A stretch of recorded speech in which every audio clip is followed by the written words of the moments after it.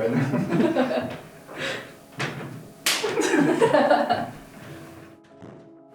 Et ben voilà.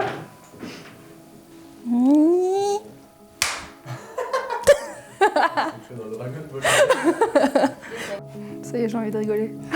En vrai, s'il faut, je peux comprendre que je te fasse rigoler, mais s'il faut, c'est quelqu'un d'autre qui pose la question. Ah non, t'inquiète. Je crois que là, de toute façon, qui que ce soit, ça va me faire rire. Enfin, tu me connais, je veux dire, moi, il ne faut pas grand-chose pour me faire rire, donc... Oh là là, comme c'est sérieux. Et alors actuellement, on est dans mon cabinet. Moi, c'est Colline Buchheit, je suis psychologue psychothérapeute. J'exerce en tant que essentiellement psychothérapeute, pas psychologue, parce que psychologue, c'est l'étude de la psyché humaine. Moi, je fais plutôt de la thérapie avec des patients. Donc, j'exerce depuis 2018. J'ai fait un peu d'hôpital dans différents services et puis maintenant, je suis exclusivement à mon compte en libéral.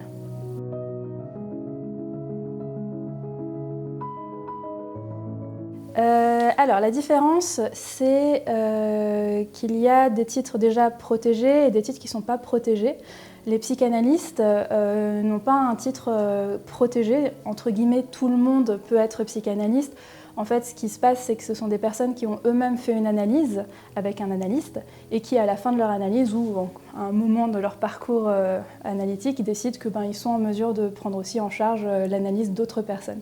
C'est donc des personnes qui ne sont pas reconnues forcément par l'État. Ensuite, on a 3 titres protégés, psychothérapeute, psychologue et psychiatre.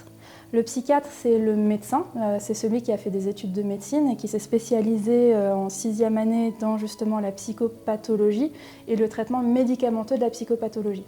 Certains ont aussi une formation en psychothérapie et du coup, ils ont tous, même s'ils n'ont pas forcément fait des études supplémentaires en psychothérapie, ils ont tous le titre de psychothérapeute d'office. Donc ils sont psychiatres, psychothérapeutes. Les psychologues, ils ne sont pas du tout médecins, donc ils ne prescrivent pas de médicaments. Ils ont fait un parcours universitaire eux aussi, directement en psychologie. Donc généralement, il y a un premier cycle, on va étudier la psyché humaine, le fonctionnement normal de la psyché humaine, et après on va se spécialiser en psychopathologie et en psychothérapie. Et après, on a différentes approches psychothérapeutiques.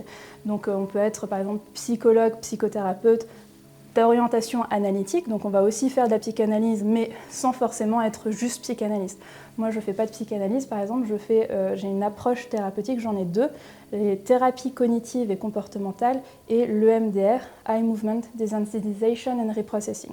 Donc c'est différentes façons, une approche thérapeutique, c'est différentes façons de travailler, d'expliquer le fonctionnement de l'être humain et de la psychopathologie. Il y a aussi des questions après au niveau de la sécurité sociale, de qui est remboursé, qui ne l'est pas. Les psychiatres sont remboursés vu qu'ils sont médecins spécialistes. Les psychologues commencent tout doucement à être remboursés s'ils s'inscrivent dans le programme C'est mon psy, je crois que ça s'appelle. Mais c'est un dispositif qui n'est pas énormément suivi par la profession des psychologues parce qu'on n'est pas totalement satisfait des conditions.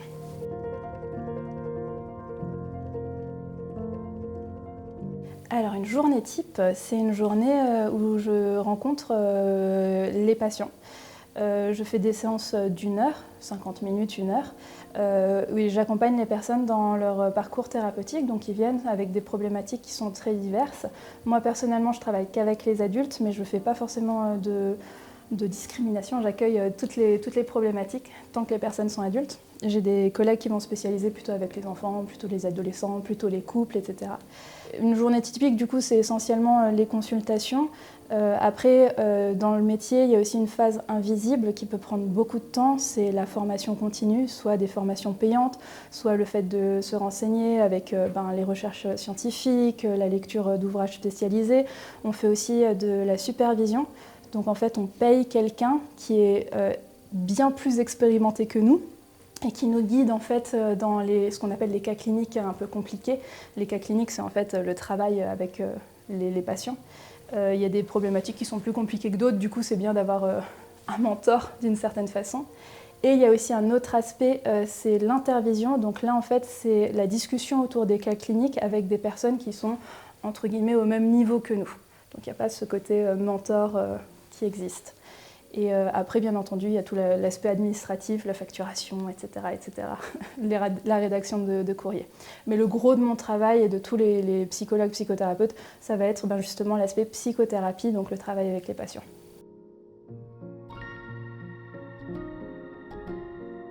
C'est vrai que la santé mentale, je comprends tout à fait qu'on puisse faire cette distinction entre santé et santé mentale. Pour moi, à mon sens, c'est un vaste ensemble.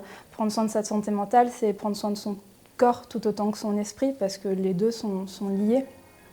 Mais prendre soin de sa santé mentale, c'est prendre soin aussi de soi dans sa vie sociale, parce qu'on est une espèce qui a besoin de connexion à autrui, on est censé vivre en communauté, donc c'est prendre soin de sa vie sociale, c'est prendre soin de son hygiène de vie, de son sommeil, de son alimentation, etc.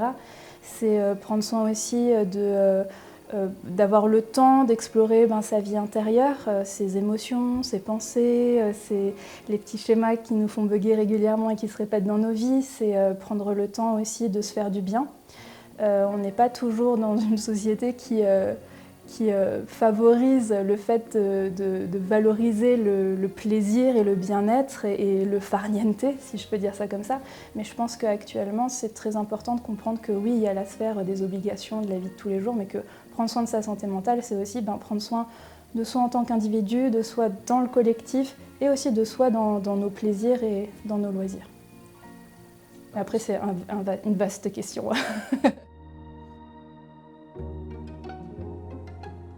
La dépression, c'est quelque chose en soi qui s'éteint. Alors, on peut parler d'une perte d'élan vital.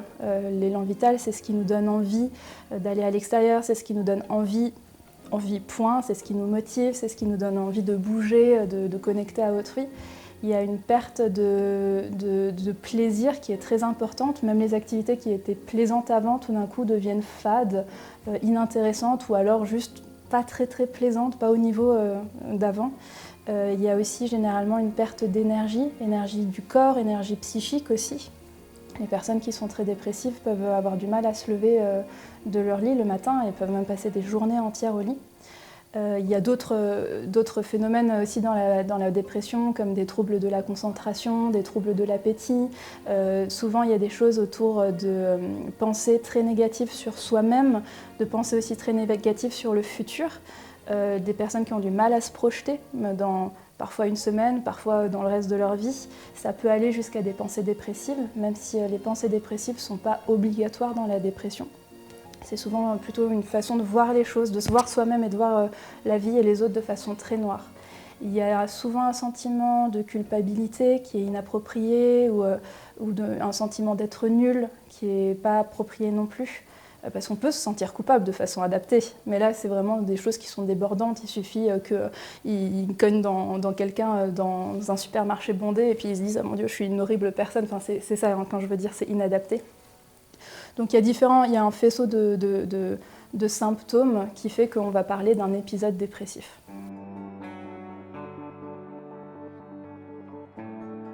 Le fait qu'il y ait beaucoup de gens qui parlent de dépression, c'est normal parce que c'est un trouble qui est extrêmement fréquent. Il me semble qu'on peut parler, alors il faudrait revérifier les chiffres, mais on peut parler d'un quart des Français qui ont été concernés, qui sont concernés ou qui seront concernés par les dépressions. Donc c'est quand même énorme, donc c'est aussi pour ça qu'on en parle beaucoup. Mais du coup, la différence entre tristesse et dépression. La tristesse est une émotion normale, naturelle, qu'on est censé pouvoir ressentir pour avoir une vie épanouie. C'est pas parce qu'on a des émotions désagréables, qu'on peut appeler des émotions négatives, qu'elles sont pas en fait hyper utiles. Donc la tristesse, c'est une émotion qui fait suite à une perte. Alors perte au sens vraiment très très très très large, voire même parfois figuré du terme. Ça peut être perte de statut, perte d'un être cher, perte d'un objet, perte de quelque chose qui était potentiellement important pour nous, mais au sens vraiment extrêmement large du terme. Et la tristesse, elle est très utile parce qu'elle vient nous aider à digérer cette perte. C'est-à-dire qu'il y a un phénomène où tout se ralentit à l'intérieur parce qu'on ne peut pas être en mode on ne peut pas aller partout, faire plein de trucs et en même temps gérer ce processus un peu de digestion de ce qu'on a perdu. Il y a aussi un facteur de communication sociale très important dans les émotions où on va avoir un visage de la tristesse. On peut tous faire imiter le visage de la tristesse et c'est comme ça. Quand on voit quelqu'un qui a ce visage-là, on sait qu'il est en train de vivre quelque chose de difficile et du coup ça a généralement tendance à faire un peu un appel à l'aide. Nos proches, les gens bien intentionnés, vont venir vers nous pour nous aider. Et en même temps, on a ce phénomène, c'est un peu paradoxal, mais c'est aussi tout aussi utile. On a un peu envie de se replier sur soi-même, un petit peu envie de s'isoler. Et c'est normal parce que ça nous permet justement de digérer ce qui s'est passé. Donc en fait, la tristesse, c'est tout à fait naturel et c'est hyper utile pour qu'on puisse passer à autre chose. Maintenant, la dépression, c'est une tristesse pathologique. Mais c'est pas juste de la tristesse, c'est pas juste une humeur triste, c'est comme je l'ai dit avant, il y a d'autres symptômes comme la perte d'énergie, comme la perte de plaisir, d'élan vital, les troubles du sommeil, etc., d'attention, d'appétit, enfin plein de choses. Et du coup, on peut pas dire que c'est la même chose parce que la tristesse dans la dépression, l'humeur en fait dépressive, c'est une tristesse qui est envahissante, quasiment continue tout au long de la journée et qui n'est du coup plus connectée à un événement qui s'est produit. Et c'est quelque chose d'envahissant, qui génère une perturbation et une dégradation de la qualité de vie de la personne.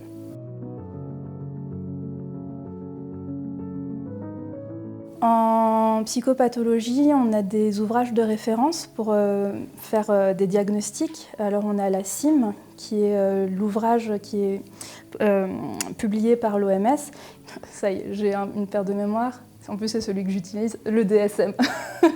Le DSM, il est publié par l'Association des psychiatres américains. Mais bon, c'est deux ouvrages qui sont tout aussi utilisés l'un que l'autre, qui sont reconnus au niveau mondial. Et en fait, dans ces ouvrages, on a le nom du trouble et puis une série de symptômes. Et il faut avoir, par exemple, 5 symptômes sur 9 pour pouvoir parler sur une certaine période de temps, etc. Dans les troubles dépressifs, effectivement, on peut trouver différentes entités diagnostiques.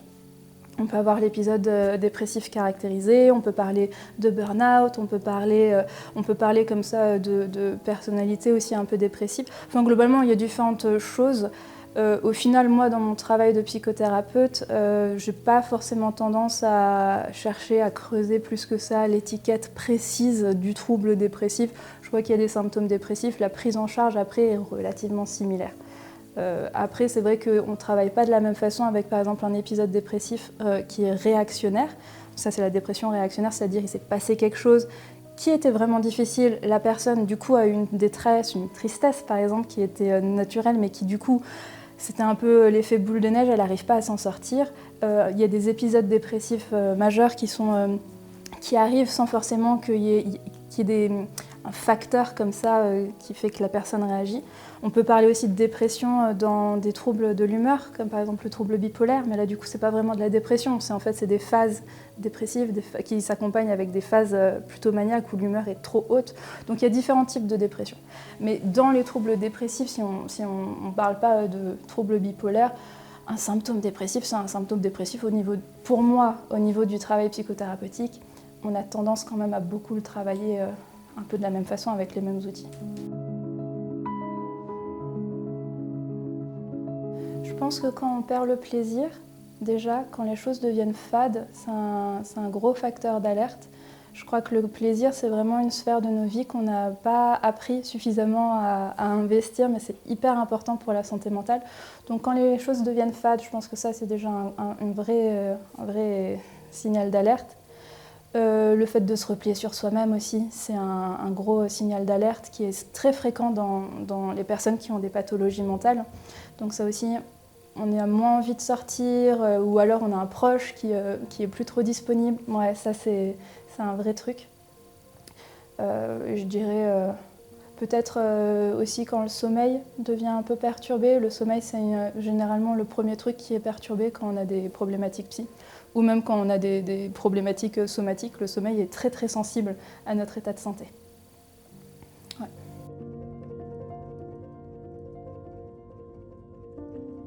Alors, il y a beaucoup de gens qui me parlent justement des réticences qu'ils ont à parler à leurs proches parce qu'ils sont inquiets mais qu'ils ne savent pas comment s'y prendre. Je crois qu'il faut simplifier la question. C'est-à-dire qu'il faut se mettre un petit peu dans l'idée, dans la tête qu'on le fait par bienveillance. Donc même si on est maladroit, c'est OK, la personne elle reçoit en fait beaucoup de bienveillance quand on s'adresse à elle. Je crois qu'il faut respecter le fait que la personne parfois elle n'a pas envie de parler ou qu'elle n'a pas envie d'aborder certains sujets qui sont trop difficiles ou qu'elle n'a pas envie de suivre nos conseils. Ça, il faut le respecter. Les gens sont des adultes, s'ils sont adultes, bien entendu. Mais par contre, de dire « Hey, je m'inquiète pour toi », est-ce que tu veux en parler? Est-ce que je peux faire quelque chose pour toi? Ça, c'est toujours, je crois que c'est toujours OK, même si on est maladroit. Les gens sont trop, je trouve, trop concentrés sur le fait de bien faire les choses, alors qu'en fait, ce qui est plus important, c'est de montrer qu'on est là. Je dirais quand même que les conseils, c'est pas forcément toujours le plus utile, parce qu'en fait, on donne souvent les conseils en fonction de ce qui marche pour nous. Mais ce qui marche pour nous ne marche pas forcément pour les autres. Donc je pense que ce qui est plus important, c'est de poser des questions. De poser des questions ouvertes à autrui. Donc une question ouverte, si je suis très technique, une question ouverte, contrairement à une question fermée. Question fermée, on répond par oui ou non. Question ouverte, c'est comment, pourquoi, en quoi, qu'est-ce qui se passe. Vous voyez, donc c'est des questions où on peut répondre à plein de choses. Et ça, je pense que de dire à une personne, je suis là pour toi, je suis là pour t'écouter, sans imposer notre vision des choses, sans dire mais en fait t'as un trouble borderline ou t'es dépressif, il faut que tu fasses ci, il faut que tu ailles voir un psy, il faut que tu sortes. En fait, moi mes patients quand ils sont heurtés par un proche qui est venu leur parler, c'est justement parce qu'il y a eu trop de conseils, trop d'injonctions en fait. Les conseils sont souvent vécus comme des injonctions. Mais en dehors de ça, dire à quelqu'un « Hey, je m'inquiète pour toi parce que je t'aime bien », en vrai c'est toujours OK.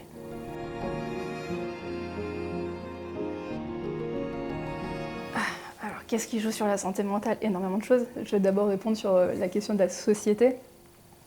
Je crois que c'est une question, on ne peut pas trancher et dire oui ou non. On peut dire que dans notre société, c'est potentiellement la première fois qu'on parle autant de santé mentale au niveau de l'histoire de l'Occident. Après, je n'ai pas fait des études historiques, donc je reste prudente par rapport à ce que j'affirme, mais j'ai quand même l'impression qu'actuellement, c'est très fort. Je veux dire, nos grands-parents ne parlaient pas de santé mentale comme nous on parle. Donc notre société est quand même suffisamment ouverte à ces sujets-là pour qu'on puisse même parler en France de commencer à vraiment rembourser la psychothérapie, qu'on déstigmatise le fait d'être, je sais pas, d'avoir un trouble borderline ou d'avoir un trouble dépressif. Donc quand même, il y a des éléments très favorables à la santé mentale dans notre société telle qu'elle se joue maintenant. Après, il y a d'autres facteurs que je trouve très négatifs, très destructeurs. Ce serait par exemple la culture du travail, où effectivement on a tendance à se dire qu'il faut se lever à des heures qui ne respectent pas nos horloges biologiques. Je veux dire, nos corps sont censés dormir à certains moments et pas à d'autres. Du coup, c'est compliqué aussi, juste au niveau d'un corps qui est malmené, de se sentir bien dans sa tête. Il y a même des milieux, certains environnements de travail où on ne peut pas aller aux toilettes quand on a envie. Je veux dire, c'est n'importe quoi quand même quand on y réfléchit. Mais le fait aussi qu'il faut aller très vite, qu'il faut toujours performer, je parle toujours au niveau du travail, ça je pense que du coup on en oublie ce côté un petit peu de ralentir, de prendre le temps de s'écouter, de respecter ses besoins, et ça c'est vrai que ça mène à beaucoup d'anxiété et de dépression, on parle de burn-out dans ces cas-là. Mais aussi la pression à performer au niveau sociétal, par exemple au niveau de faire du sport, au niveau de sortir voir ses amis, au niveau de faire des activités.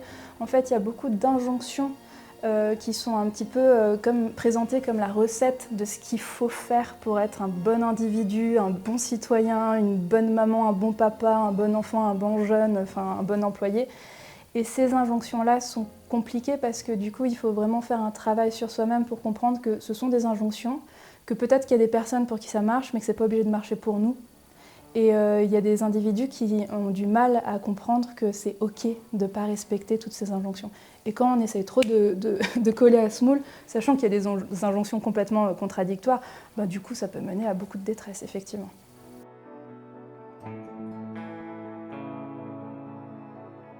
Je pense que les enjeux de santé mentale, pour moi, ont toujours existé.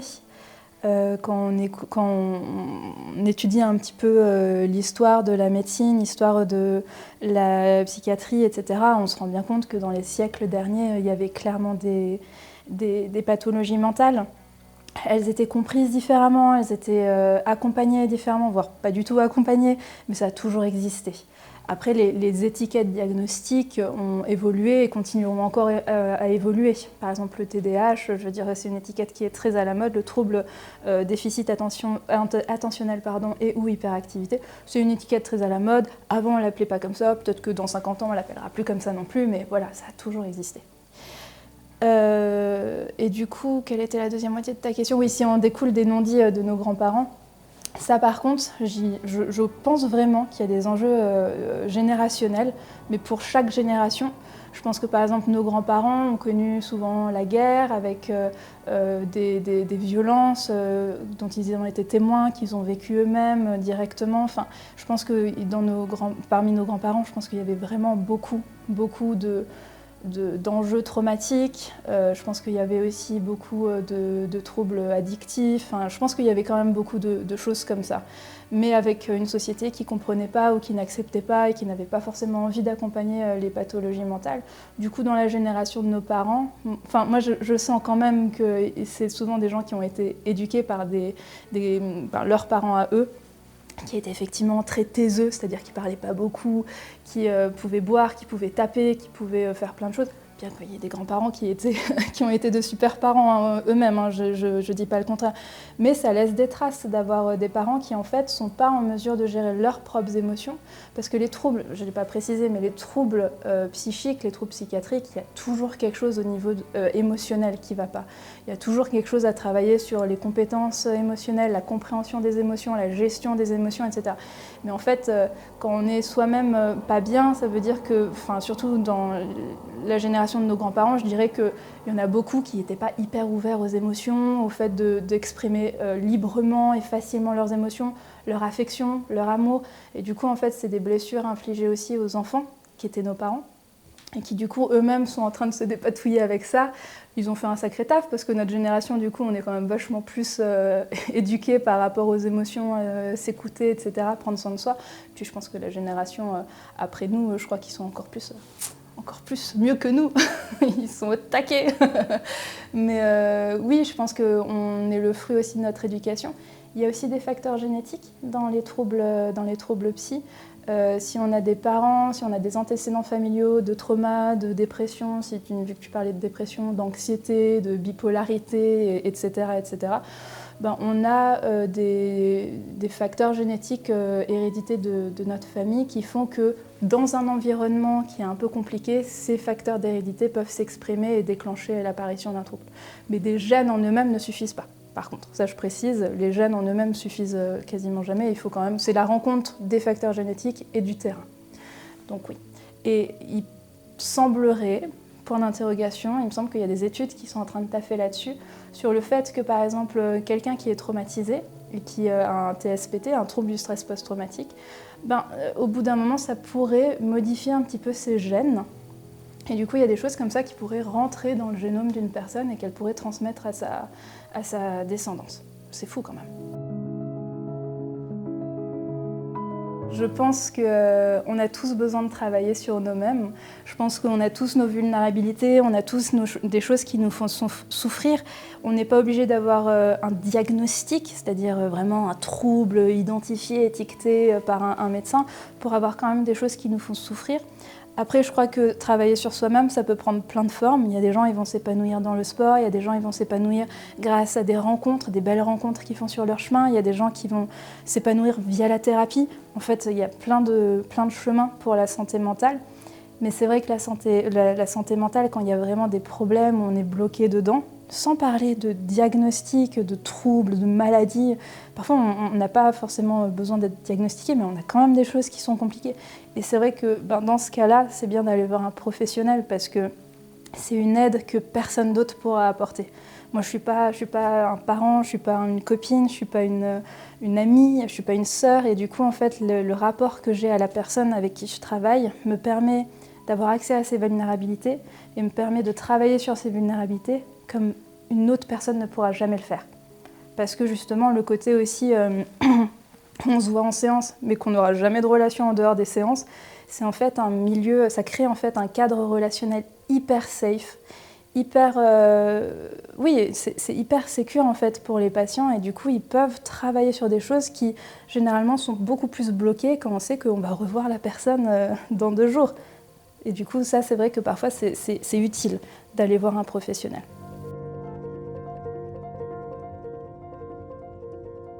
Ben, le divan.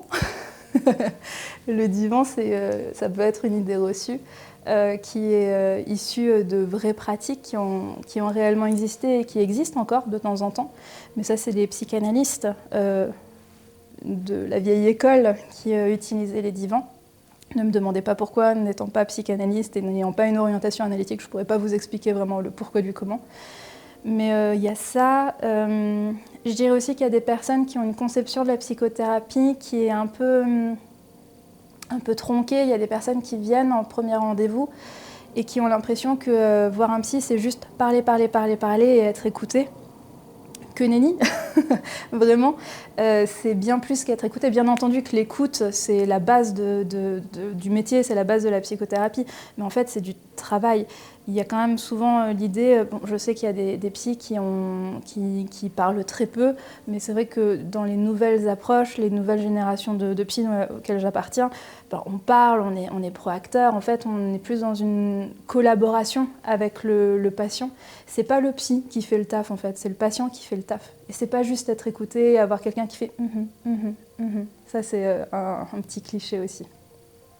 Et puis il y a le côté aussi que j'entends régulièrement, les psys c'est des charlatans, ça sert à rien. Bon, quand quelqu'un me dit ça, généralement ça veut dire quelque chose de déblocage de la personne et de ses problématiques personnelles et de peut-être certaines craintes qu'il ou elle a à l'idée de se regarder un peu trop profondément.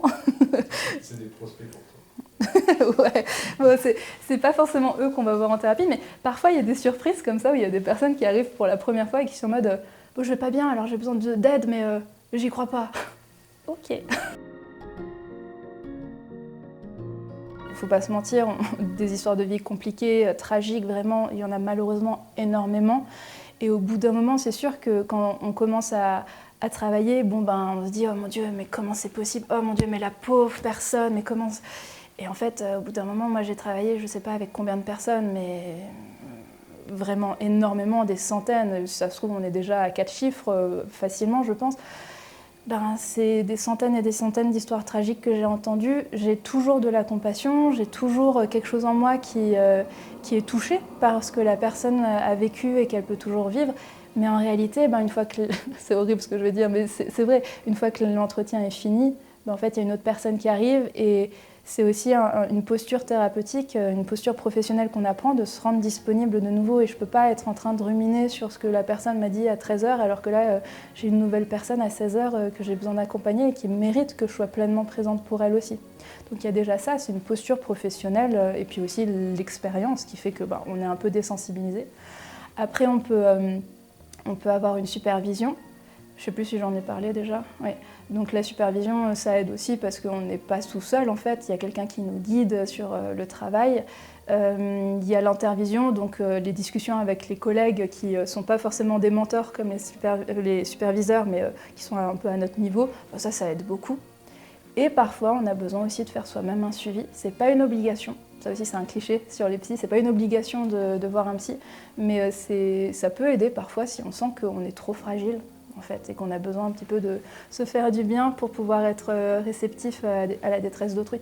De toute façon, qu'on soit psy ou pas, qu'on soit ami, qu'on soit parent, etc., c'est toujours important de prendre soin de soi pour pouvoir prendre soin d'autrui. Moi, j'y crois pas trop qu'on puisse prendre soin d'autrui, accompagner quelqu'un si on est soi-même en grande détresse. Du coup, je pense que les psychologues, les psychothérapeutes, les psychiatres, etc., je pense qu'on a tout intérêt à avoir une très bonne hygiène de vie, à avoir un cercle social, amical, familial de qualité, à prendre soin de notre sommeil, etc., etc.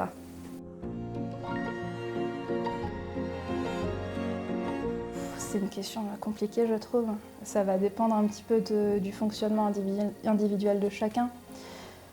Je dirais que ne pas s'isoler, c'est important. Du coup, si je le formule de façon positive, ce serait de s'entourer de personnes bienveillantes, de personnes qui nous acceptent tels qu'on est. Et ça ne veut pas dire qu'on doit sortir tous les jours et voir du monde tous les jours, c'est pas vrai, on a chacun nos besoins, il y a des gens qui ont besoin d'énormément d'interactions sociales, d'autres moins, mais de se sentir connecté. Ça, c'est hyper important. Et du coup, ça veut dire d'accepter de sortir, de s'ouvrir et de faire le travail pour pouvoir connecter à autrui. Après, s'il y a des petits tips, vraiment, je dirais que le sommeil c'est un peu mon dada, le sommeil c'est important.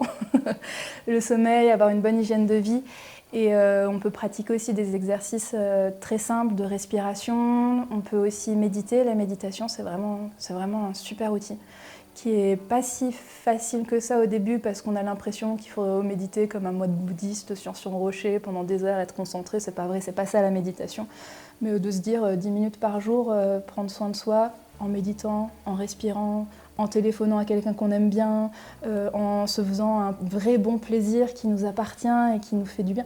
Tout ça, c'est s'accorder du temps chaque jour et pas être dans la course continuellement à courir après les enfants, le boulot, le temps. Voilà. Si on parle vraiment crise d'angoisse, les exercices de respiration, c'est vraiment pas mal. Il y a pléthore de ressources en ligne, donc on peut regarder par exemple tout ce qui s'appelle la cohérence cardiaque ou la respiration en carré. Enfin, en vrai, il y a énormément de choses qui existent. Donc ça, ce serait vraiment pour l'angoisse. Après, si on parle de crise, il y a plein de petits outils effectivement de gestion émotionnelle. L'écriture, ça aide aussi souvent, mais ça c'est peut-être plus en prévention de la crise. Mais parfois quand c'est vraiment les pensées qui tournent, de prendre un carnet et de déverser le flot de pensées sur le papier, ça peut faire beaucoup de bien. Après, s'il y a des crises autres que des ruminations vraiment compliquées ou des anticipations compliquées, autres que anxiété, là ça va dépendre des cas individuels. Mais dans tous les cas, si on est dépassé par ce qui nous arrive, c'est toujours important de faire appel à quelqu'un. Ça peut être une personne ressource, un ami, une sœur, un cousin, on s'en fiche, une personne avec qui on se sent bien. Ça, c'est hyper important. Et si on n'a pas ces personnes ressources-là ou que pour une raison ou pour une autre, elles n'ont pas décroché le téléphone, c'est soit contacter son psychiatre ou son psychologue. Et si là encore, c'est pas possible, on peut contacter le 15. On peut contacter SOS Suicide ou il y a plein de lignes vertes comme ça, de numéros verts qui existent, où on va toujours être pris, il y aura toujours quelqu'un qui va décrocher et ça c'est hyper important. Et on peut aussi se rendre aux urgences psychiatriques les plus proches parce qu'il y a le service des urgences qu'on connaît tous, mais il y a aussi toujours des services dans les hôpitaux. Il y a des services d'urgence psychiatrique où on peut se rendre, comme quand on a un problème du corps, on peut se rendre aussi dans ces services-là. Alors parfois il faut attendre parce que les urgences c'est partout pareil en France malheureusement, mais on va être reçu par un psychiatre et ou des infirmiers psychiatriques qui vont pouvoir un petit peu faire un bilan avec nous, voir où on en est et s'il y a besoin d'une prescription, on repart avec une prescription médicamenteuse et puis si vraiment il y a besoin, il y a hospitalisation, quoi.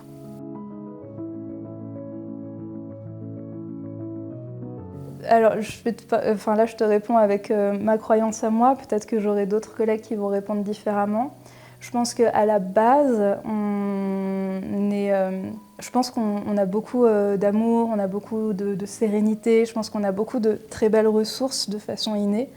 Et je crois que les expériences de vie font que ces belles ressources deviennent un peu plus cachées ou abîmées. Et c'est là où le manque d'estime de soi, le manque d'amour de soi, une mauvaise image de soi, pas de confiance en soi, tous ces trucs qu'on entend, c'est là où ça peut se développer. Donc je pense qu'on apprend à ne pas s'aimer. Mais du coup, c'est ça qui est génial et qui permet la psychothérapie, c'est qu'on peut apprendre tout au long de sa vie. Même très très tard, même les derniers mois de vie, je pense qu'il y a toujours des choses qui peuvent bouger. On peut toujours apprendre. Notre cerveau, il est fait pour apprendre. On a tous une soif en fait d'apprendre et de changer. Et du coup, si on a malheureusement appris à ne pas s'aimer, je pense qu'on peut réapprendre à s'aimer, vraiment.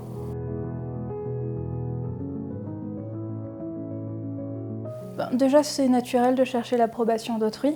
On est des animaux, on est une espèce qui est censée vivre en groupe, donc dans le lien à autrui, on en a besoin. Et si on doit vivre en communauté, ben forcément on ne peut pas faire abstraction du regard d'autrui. Et c'est un besoin naturel, normal, utile de chercher l'approbation d'autrui. Après, quand c'est un besoin qui quitte cette sphère naturelle pour devenir un problème, quelque chose qui fait souffrir, c'est-à-dire une obsession constante de comment on est perçu, un évitement beaucoup trop envahissant du moindre risque d'être jugé, ben là, effectivement, ça crée des problèmes. Mais de se dire « oh, j'aimerais bien qu'on me fasse des compliments, j'aimerais bien qu'on reconnaisse la qualité de mon travail », ça c'est vraiment naturel. Et non seulement c'est naturel, mais en plus ça fait partie de ce qui permet d'avoir une bonne image de soi, un amour de soi. On s'aime de soi-même à soi-même, mais si on n'a jamais quelqu'un un jour qui a posé un regard positif sur soi, on ne peut pas s'aimer en fait. Donc c'est totalement ok. Après, si c'est vraiment si envahissant que ça, si on parle par exemple d'anxiété sociale, que les personnes sont vraiment handicapées par ça socialement, eh ben faut aller voir un psy. Faut aller voir un psy. Mais du coup, je pense que d'accepter en fait de faire des petits challenges pour soi-même, on va se dire ok, qu'est-ce que je peux faire aujourd'hui, qu'est-ce qui est tolérable pour moi, quel risque j'accepte de prendre, et d'y aller en comprenant que l'anxiété, parce qu'en fait derrière ce que tu me dis, ce regard qui est trop crispé derrière l'approbation d'autrui, en fait moi j'entends anxiété, ça fait peur. Du coup il faut comprendre que on peut vivre beaucoup de choses avec de la peur, ça ne veut pas dire que ces choses sont dangereuses. C'est pas parce qu'on a peur qu'on est en danger. Et du coup, pour que le cerveau il comprenne qu'il n'y a pas de danger, il faut qu'on se mette en situation, la situation qu'on interprète incorrectement comme dangereuse, et qu'on y reste suffisamment longtemps pour que le cerveau puisse comprendre que ah, je pensais que c'était dangereux, mais finalement il se passe rien. Bon, peut-être que c'est pas si dangereux que ça. Et en fait, c'est un travail sur le long terme. Plus on s'expose, on n'est pas obligé d'aller faire des expositions qui sont hyper hardcore. Hein. C'est vraiment ce truc de qu'est-ce que j'accepte de faire. Et d'y aller en acceptant qu'on va avoir peur. Et au bout d'un moment, la peur va diminuer. Mais s'isoler et éviter tout le temps, ça ne permet pas du tout de se sentir bien par rapport au regard d'autrui. On a tous fait des trucs honteux dans nos vies. Hein. Et parfois, ça fait du bien aussi d'apprendre à rigoler de ça. Et peut-être avoir des personnes ressources autour de soi à qui on peut dire oh, « tu ne devineras jamais ce que j'ai fait » et de pouvoir en rire, ça aussi, ça permet de dédramatiser. Je n'ai pas encore rencontré un seul être humain qui était isolé et qui était bien dans sa tête. Je pense que c'est un élément vraiment central de la santé mentale. Voilà, on en fait ce qu'on en veut de cette constatation. Ça ne veut pas dire qu'il faut s'agripper à tout et n'importe qui. Je pense que ce qui est important, c'est d'être en connexion, de sentir une connexion avec des gens qui sont vraiment des personnes ressources, c'est-à-dire des gens qui sont dans une véritable bienveillance, un véritable respect de qui on est, une véritable acceptation de qui on est. Ça ne veut pas dire qu'on ne peut pas les agacer de temps en temps, hein, ou qu'on ne peut pas être agacé par autrui. Ça, c'est ok. Mais ce truc de savoir qu'on peut se montrer vulnérable face à quelqu'un et que cette personne ne va pas nous blesser, c'est important. Et il y a beaucoup de gens qui, malheureusement, quand ils viennent en thérapie, c'est parce que dans leurs expériences de vie, il y a eu des blessures face à autrui, que du coup, ils ont appris à se méfier, ils ont appris à se fermer, ils ont appris en fait à craindre de se montrer vulnérable. Et ça, en fait, c'est un processus qu'on trouve chez vraiment beaucoup de personnes, quelle que soit l'étiquette diagnostique que ces personnes ont reçue. C'est vraiment un processus qu'on trouve très très fréquemment. Et c'est quasiment, j'ai pas envie de dire toujours, mais c'est très fréquent qu'en thérapie, on soit obligé de travailler justement sur la capacité à se montrer vulnérable face à autrui pour connecter.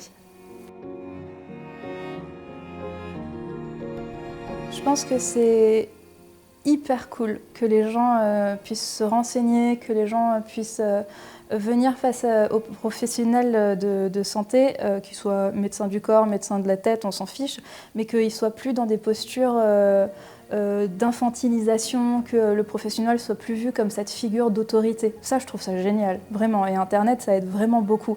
J'adore quand les gens ils arrivent avec leurs hypothèses et qu'ils me disent « voilà, j'ai lu ça, je me suis reconnue dans tel profil, qu'est-ce que vous en pensez ?» Parce que ça nous permet vraiment de collaborer. Et moi, je ne suis pas télépathe, je ne sais pas ce qui se passe dans la tête des gens. Donc quand ils arrivent avec des trucs, souvent, même si l'étiquette, en tant que professionnel, je leur dis « je ne suis pas sûre que ce soit la bonne étiquette », ça amène toujours quelque chose de super pertinent dans la discussion. Après, ce qui est compliqué, c'est qu'il y a beaucoup aussi d'informations erronées sur Internet. Moi, ça m'arrive de temps en temps avec des personnes qui ont le début de la vingtaine, qui sont beaucoup sur les réseaux sociaux, qui arrivent avec des idées reçues qui sont juste complètement erronées, que ce soit sur l'alimentation, que ce soit sur le sommeil, que ce soit sur le diagnostic, etc. Et ils arrivent en disant il faut faire comme ça, et je suis en mode non, d'où ça vous vient? TikTok ou les réseaux sociaux. Et ça demande parfois malheureusement de débunker un petit peu les idées reçues. Et surtout, ce qui est compliqué aussi, c'est que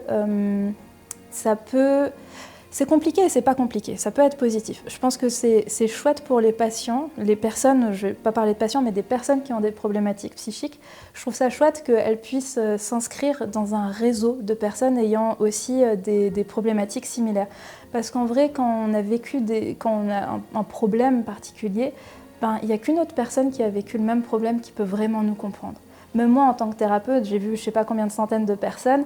Il y a des trucs que je n'ai pas vécu dans mon corps, je n'ai pas vécu dans ma vie. Je veux dire, j'en ai une compréhension intellectuelle, je pense que je comprends bien les choses. Mais de là à dire, ouais, je sais. Non, je ne sais pas. Tu vois ce que je veux dire? Et du coup, je trouve ça super chouette. Maintenant, il y a des phénomènes parfois qui sont un peu compliqués, qui sont un peu des revendications identitaires, des gens qui trouvent une façon d'être au monde via leur maladie. Et je pense que parfois les réseaux sociaux, ça renforce un peu ça. C'est parce qu'on se met en scène peut-être par rapport à certaines pathologies et on a des followers, on a des commentaires hyper positifs, on a des likes, on a des trucs. Et en fait, ça vient renforcer la personne dans sa maladie. Ça l'aide pas forcément à en sortir. Donc, Internet, oui, mais de façon intelligente. Ça m'arrive de temps en temps, de plus en plus souvent, que les personnes, entre deux entretiens, ils ont vécu une situation compliquée. J'étais pas là, ils n'ont pas pensé ou pas voulu me contacter, et du coup ils ont contacté ChatGPT. Ils ont décrit la situation, ils ont décrit ce qui se passait, et en fait ils arrivent avec des réponses que ChatGPT leur a données qui étaient plutôt pas mal, et ça leur a permis d'avoir des idées sur comment s'en sortir, sur des petits tips, des petites astuces. Je veux dire, super. En fait, moi, tout ce qui aide une personne, c'est bon à prendre, il n'y a pas à juger juste parce que c'est nouveau ou parce que voilà, ça a aidé. Moi, je trouve ça cool. Maintenant, c'est vrai que ChatGPT, ça reste quand même une machine. Et je te disais juste précédemment que beaucoup de gens l'immense majorité des gens qui sont en psychothérapie, c'est parce qu'ils ont été blessés dans le lien à autrui et que du coup, ils ont appris à ne pas s'aimer, ils ont appris à ne pas être dans l'autocompassion, ils ont pas appris à prendre soin d'eux, etc. Et en fait, ces apprentissages-là, l'immense majorité des personnes qui sont en thérapie, ils ont besoin aussi de vivre quelque chose dans le lien à autrui. Mais autrui en termes d'être humain, pas la machine. La machine, c'est pas un être humain. On ne peut pas connecter réellement à une machine. La machine, elle nous donne ce qu'on a envie d'entendre. Et du coup, il y a des expériences que n'importe qui, je ne parle pas que des patients en thérapie, mais je pense qu'on a tous besoin de vivre des expériences avec des êtres humains pour pouvoir travailler sur certaines de nos vulnérabilités. Mais ChatGPT en tant qu'outil, en tant que béquille, ouais, carrément. Mais ça ne peut pas remplacer le lien à un être humain.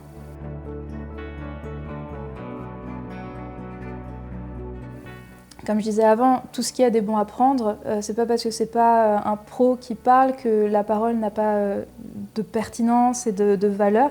Donc s'il y a quelqu'un qui regarde Bref 2 et qui se dit waouh, ça me parle, super. Et en plus, ça vient déstigmatiser, ça vient aussi présenter les choses dans un contexte qui est quand même positif, qui est quand même très bienveillant. Donc moi, je trouve que c'est une super série. Ouais. J'ai trouvé qu'elle était très bien faite, qu'elle parlait avec beaucoup de délicatesse et beaucoup d'intelligence de beaucoup de problématiques que j'observe chez les gens autour de moi et dans ma patientèle. Après, voilà, est-ce qu'il faut appliquer la recette Bref 2 pour aller bien? Je ne suis pas sûre parce qu'il n'y a pas de recette du bonheur. C'est un peu comme, faut pas en faire une injonction, quoi. J'ai vu ça dans une série, du coup il faut l'appliquer. Non, mais tout ce qui a des bons à prendre et tout ce qui déstigmatise, parce qu'il y a encore beaucoup trop de stigmatisation, tout ce qui déstigmatise est bon à prendre aussi. On est tous concernés. Et si on n'est pas concerné soi-même personnellement, on est concerné par une maman, on est concerné par un frère, c'est un ami, c'est un collègue. En fait, c'est impossible de ne pas connaître quelqu'un dans notre cercle le plus intime qui n'est pas concerné par des problématiques de santé mentale. Et la santé mentale, c'est donner pour la santé mentale, c'est investir aussi pour que le système dans notre société, la façon de considérer les soins de santé mentale pour que cette façon de voir les choses aille dans le bon sens. Plus on se montre mobilisé en tant que groupe, en tant que communauté, en tant que société, et plus les décisionnaires vont se dire « Ok, c'est important, il faut aller dans cette direction-là ». Et en fait, aujourd'hui, on va bien, mais en fait, dans 10 ans, le burn-out, c'est hyper fréquent, la dépression, c'est hyper fréquent, l'angoisse qui n'a jamais été angoissée. Donc en fait, c'est aussi investir pour soi-même et pour les gens qu'on aime. Ce que moi j'aimerais dire, c'est qu'au fond de nous, on a tous quelque chose qui est très sain et qu'on peut vraiment écouter. On peut avoir perdu le lien, l'accès à cette partie très, très chouette de nous-mêmes parce que la vie nous a blessés, mais qu'au fond de nous, on a toujours un truc fait d'amour pour soi-même et pour autrui, de compassion, de respect, et que parfois ça peut être dur, mais que je pense que parfois on a une voix en nous, même si elle n'est pas très forte, qui sait ce dont on a besoin. Et même si ça ne correspond pas aux conseils de nos proches, aux injonctions de la société, à ce qu'un prof ou un docteur nous a dit, parfois ça fait du bien de s'écouter aussi. Et je crois qu'on a tous le droit d'avoir des moments qui sont difficiles aussi. Ça ne fait pas de nous des personnes faibles, ça aussi. Je pense que ça, c'est un truc que j'aimerais bien dire aussi. On peut avoir des moments hyper durs, ça ne fait pas de nous une personne faible, au contraire, ça fait de nous quelqu'un qui arrive à survivre, à avoir suffisamment de résilience pour traverser quelque chose de vraiment pas chouette. Et ça, je crois que c'est aussi un truc à célébrer de temps en temps, la résilience qu'on peut avoir dans les moments durs.